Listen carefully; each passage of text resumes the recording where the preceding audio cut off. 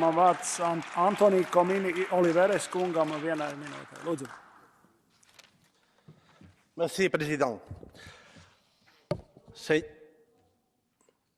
Señor Weber, la ley de amnistía, cuando esté publicada, anulará, entre otras, la sentencia que dictaron los jueces del Tribunal Supremo español contra mis colegas del gobierno catalán sobre los hechos del 1 de octubre. Les cayeron entre 9 y 13 años de cárcel.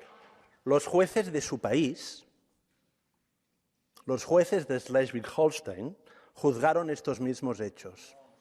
¿Y usted sabe qué dijeron? ¿Usted sabe qué dijeron? Dijeron que no era rebelión, dijeron que no era sedición, dijeron que no era ni siquiera desórdenes públicos. Dijeron que era un ejercicio de derechos fundamentales. ¿Quién tenía razón, señor Weber? ¿Los jueces alemanes o los jueces españoles? ¿Quién tenía razón?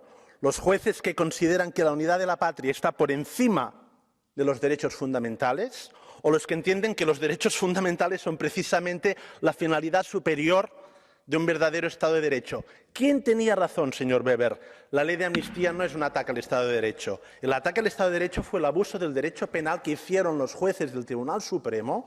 Lo que es una amenaza para el Estado de Derecho es la deriva trumpista que está haciendo el PP de la mano de Vox, y lo que es una amenaza para el Estado de Derecho es que usted, señor Weber, les esté acompañando en este viaje. La historia...